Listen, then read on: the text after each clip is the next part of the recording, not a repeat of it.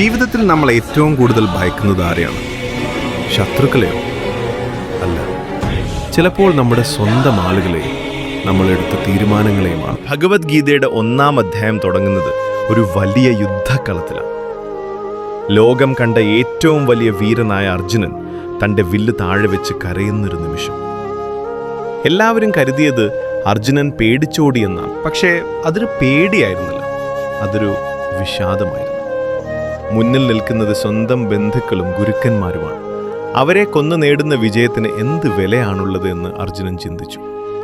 ധർമ്മത്തിനും ബന്ധങ്ങൾക്കുമിടയിൽ ആ മഹായോദ്ധാവ് പകച്ചുപോയി. നമ്മുടെ ജീവിതത്തിലും ഇതുപോലെ ചില സന്ദർഭങ്ങൾ വരാറില്ലേ? എന്ത് ചെയ്യണമെന്നറിയാതെ പ്രിയപ്പെട്ടവർ പോലും എതിരാകുന്ന നിമിഷങ്ങൾ. അവിടെയാണ് ഗീതയുടെ പ്രസക്തി തുടങ്ങുന്നത്. അർജുനന്റെ ആ തളർച്ചയിൽ നിന്ന് അവനെ ലോകത്തിന് വഴികാട്ടിയായ കർമ്മയോഗിയാക്കി മാറ്റാനാണ് കൃഷ്ണൻ ഗീത ഉപദേശിക്കുന്നത്. ജീവിതത്തിലെ പ്രതിസന്ധികളെ എങ്ങനെ നേരിടണമെന്ന് ഗീത നമുക്ക് പറഞ്ഞു തരുന്നു. ആദ്യ അധ്യായം നമുക്ക് നൽകുന്ന പാഠം ഇതാണ്: ഏറ്റവും വലിയ യുദ്ധം നടക്കുന്നത് പുറത്തല്ല, നമ്മുടെ മനസ്സിനുള്ളിലാണ്.